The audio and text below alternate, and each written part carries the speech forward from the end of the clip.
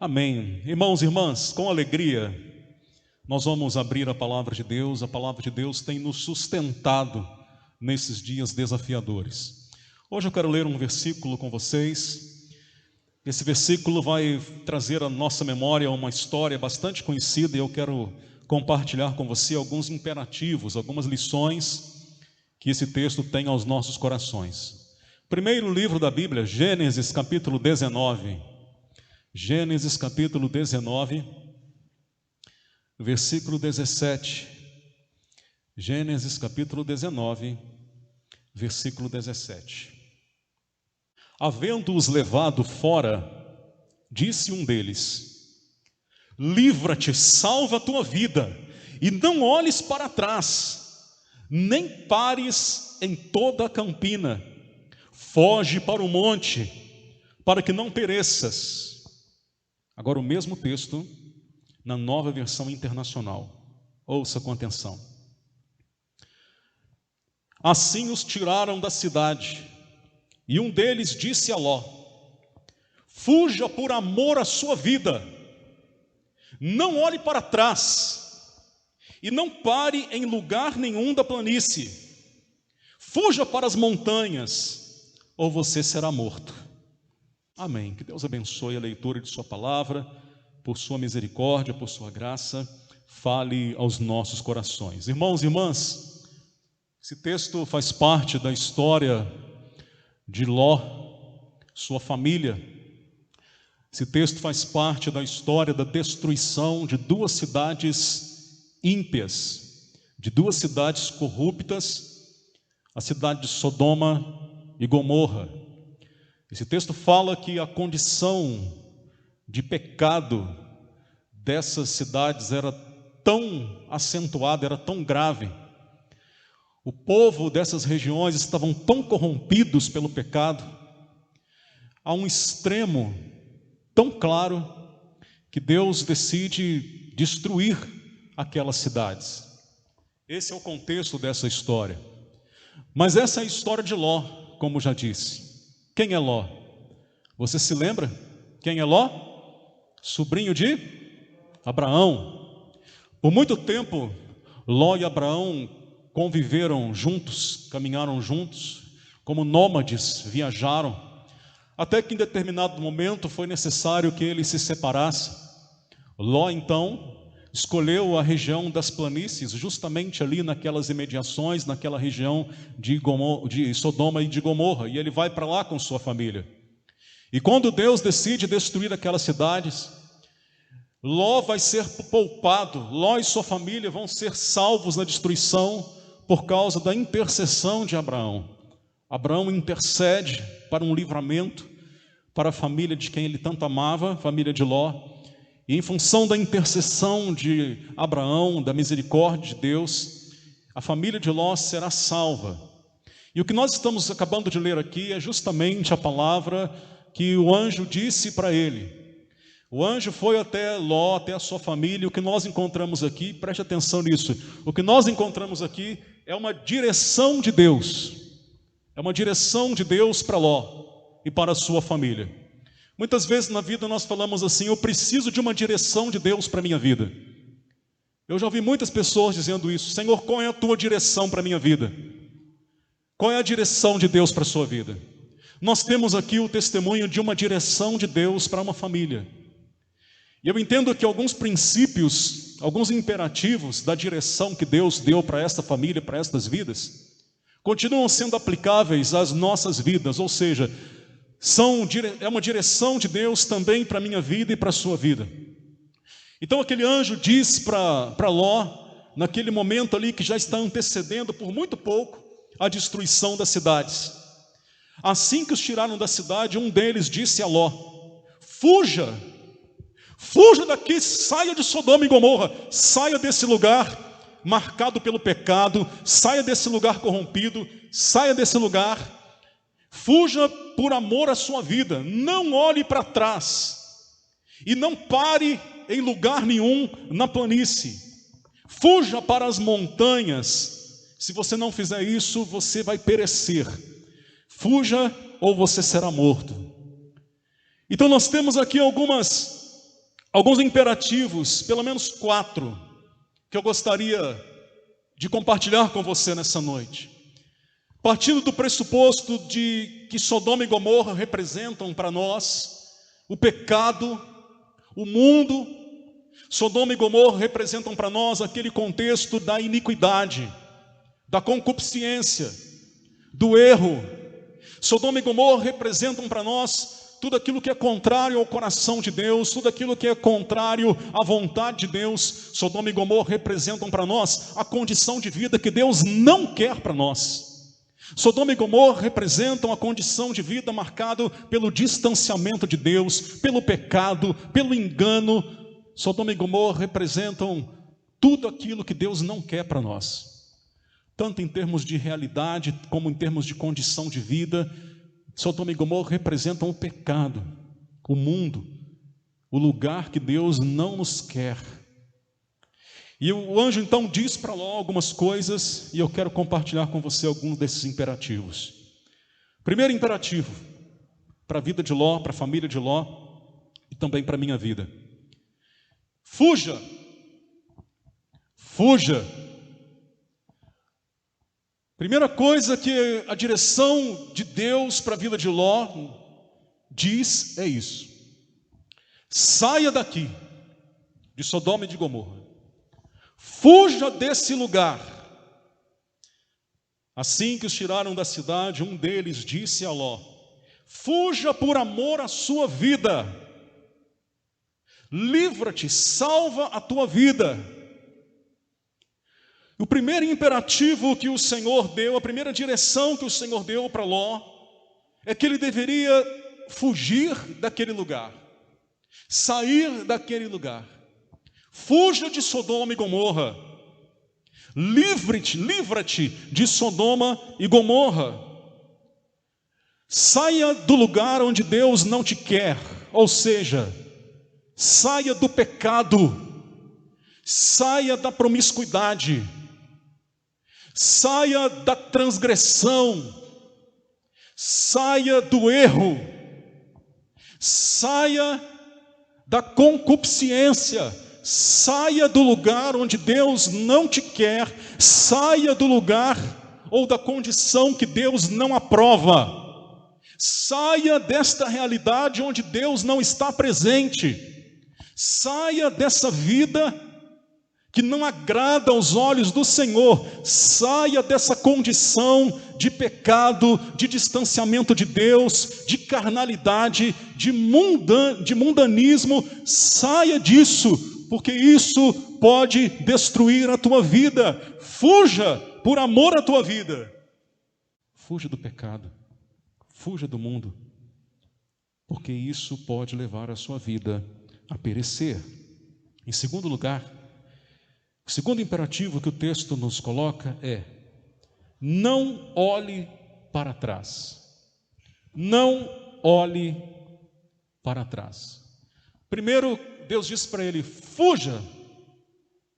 E depois Deus diz, através daquele anjo: não olhe para trás.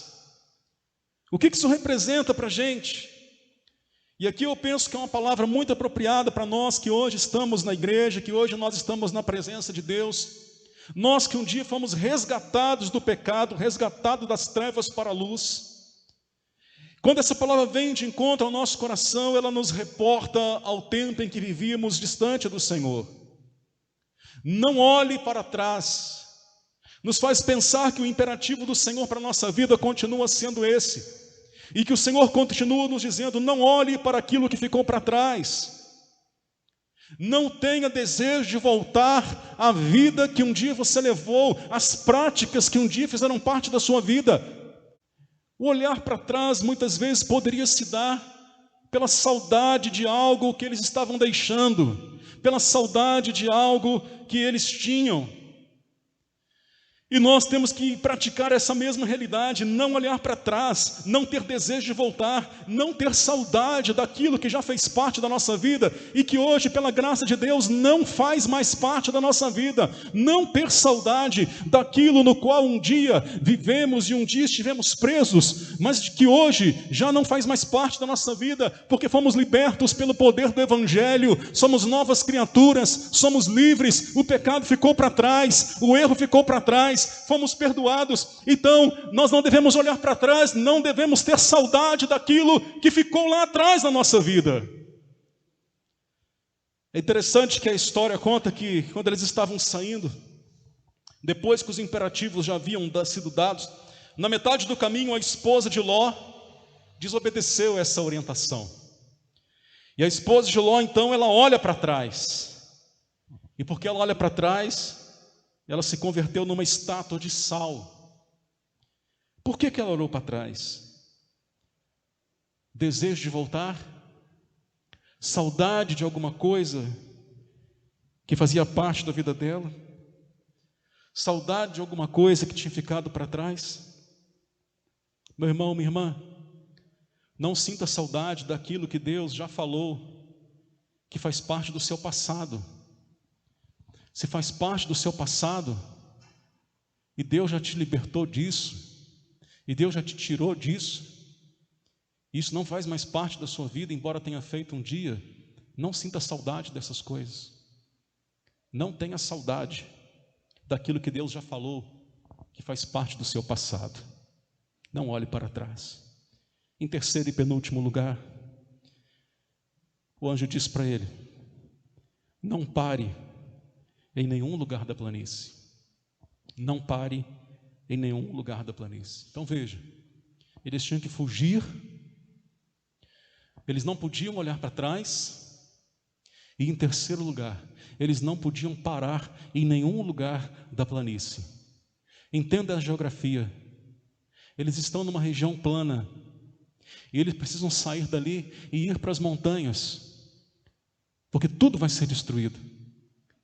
Então a terceira orientação é essa: não pare em nenhum lugar da planície. Fuja para o monte, fuja para as montanhas. O que isso significa? O que esse terceiro imperativo nos ensina? Nos ensina que quando Deus nos chama, quando Deus nos manda sair do mundo, sair do pecado, além dele nos mandar não olhar para trás, ele nos ensina que nós não podemos parar na nossa jornada, que ele nos tira do mundo, ele nos tira do pecado, ele nos leva para as montanhas, ele nos leva para os lugares altos, ou seja, ele tem um propósito, ele tem uma jornada na nossa vida, e que nós não podemos parar a jornada que o Senhor tem para cada um de nós. Não pare na planície significa não estacione, avance, porque Deus quer te levar aos lugares mais altos. Deus quer que você suba as montanhas. Não pare na planície. Se eles parassem na planície, no meio da jornada, no meio do caminho, eles poderiam perecer também em função daquilo que estava acontecendo lá em Sodoma e Gomorra. Eles poderiam ficar ali e seriam mortos. Então a palavra, o terceiro imperativo é esse: não pare em lugar nenhum da planície, continue indo para onde Deus mandou você ir, ou seja, para os lugares altos. Saia da planície, saia do lugar baixo, porque Deus quer te levar a um lugar acima, a uma condição acima. Deus quer te levar às montanhas, Deus quer que você suba, Deus quer que você se aproxime dele. Saia dos lugares baixos, e nessa jornada não pare, não estacione. Muitas vezes, irmãos e irmãs, nós nos estacionamos na nossa jornada.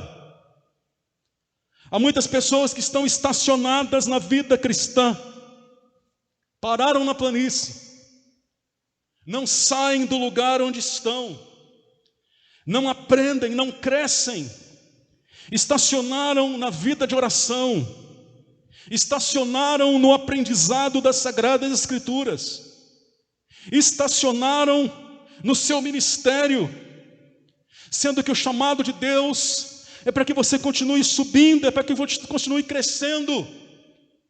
Há muitas pessoas que estacionaram na vida de santidade, há muitas pessoas que estacionaram naquilo que Deus tinha para elas, e o imperativo que o Senhor nos deu é esse: não pare na planície.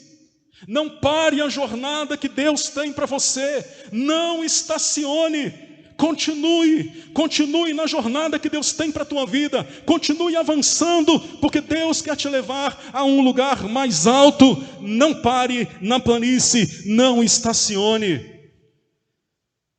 E em quarto e último lugar, quarto imperativo, o texto diz: fuja para as montanhas, ou fuja para os lugares altos.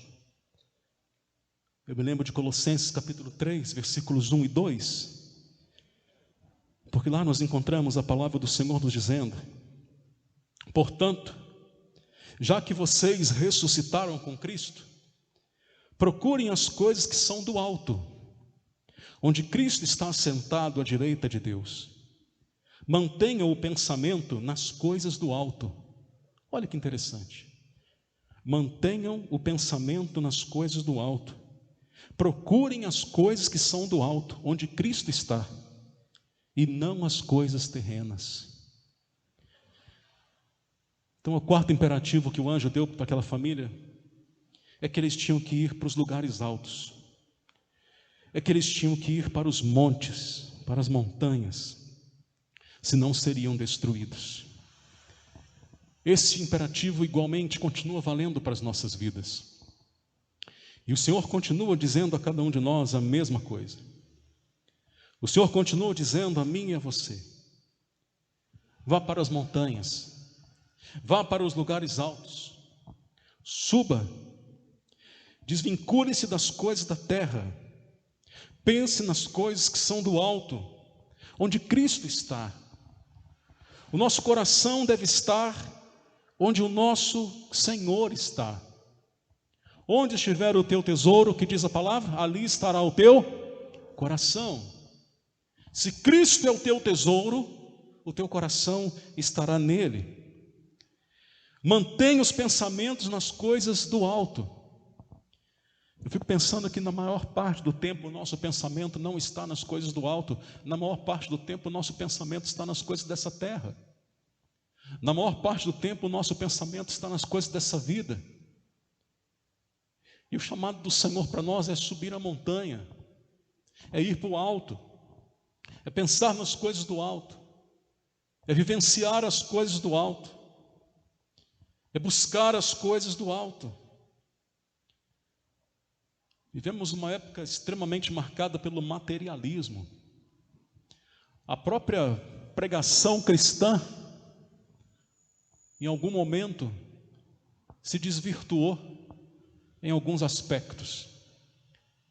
E se a pregação cristã, há décadas e alguns séculos atrás, era inteiramente direcionada às coisas do céu, à salvação, à vida eterna, hoje o que se vê em muitos púlpitos é a pregação cristã voltada para a vida terrena, voltada para a construção de tesouros nessa terra, voltada para o sucesso e para a vitória nessa realidade, nesse mundo.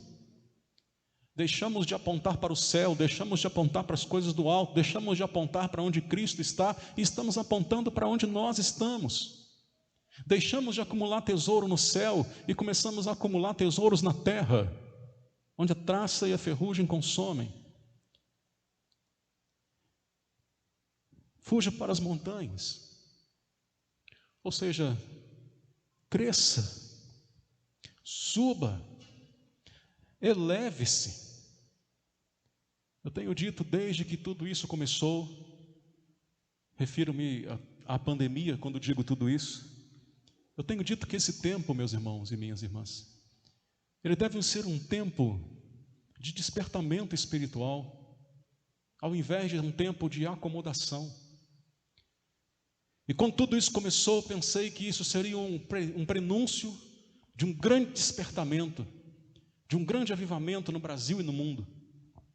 Porque diante da ameaça da pandemia, as pessoas pensariam de fato o quanto nós somos frágeis, o quanto nós somos vulneráveis, o quanto a nossa vida é frágil.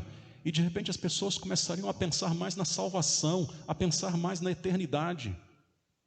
Tiraríamos os olhos dessa vida, tiraríamos os olhos desse mundo e, como consequência de todo o cenário da pandemia, começaríamos a pensar mais na morte e na pós-morte, na vida eterna, na salvação. Isso poderia levar as pessoas a um grande despertamento, a saírem da planície, a fugirem de Sodoma e Gomorra, sem olhar para trás, e a subirem as montanhas, ou seja, se aproximarem de Deus, buscarem a Deus, começar a pensar nas coisas que são do alto. Esse tempo tem que ser para nós um tempo de despertamento espiritual e não um tempo de esfriamento. Esse tempo tem que ser para nós um tempo onde, mais do que em qualquer outra fase da nossa vida, a gente tem que pensar na vida eterna, na salvação, nas coisas do alto. Esse é um tempo em que nós temos que pensar de sair de Sodoma e Gomorra, sair do pecado, sair do mundo. Esse é um tempo onde nós temos que pensar e não olhar para trás, em não retroceder nos pecados que um dia marcaram a nossa vida, ou nas práticas que um dia fizeram parte de nós. Esse é um tempo de não sentir saudade do mundo e das suas concupiscências. Esse é um tempo da gente não parar na planície, da gente não ficar estacionado na nossa vida cristã. Esse é um tempo de nós irmos para as montanhas, de nós subirmos para os lugares altos. É um tempo de nos aproximarmos mais de Deus e nos afastarmos mais do pecado. É um tempo de nos entregarmos a Ele, de crescermos em comunhão com Ele. É um tempo de nos achegarmos a Ele. É tempo de irmos para os lugares altos. É tempo de procurar as coisas que são do alto. É tempo de pensarmos nas coisas da eternidade. É tempo de sair da planície e tempo de subir para os lugares altos. É tempo de ter comunhão com Deus, de se aproximar de Deus. Será uma grande perda, será um grande desperdício se as pessoas não entenderem a janela de oportunidade que está diante de nós com essa pandemia. Será um grande fracasso se algumas pessoas, ao invés de entenderem esse tempo como um tempo de avançar, de subir, entenderem esse tempo como um tempo de retroceder.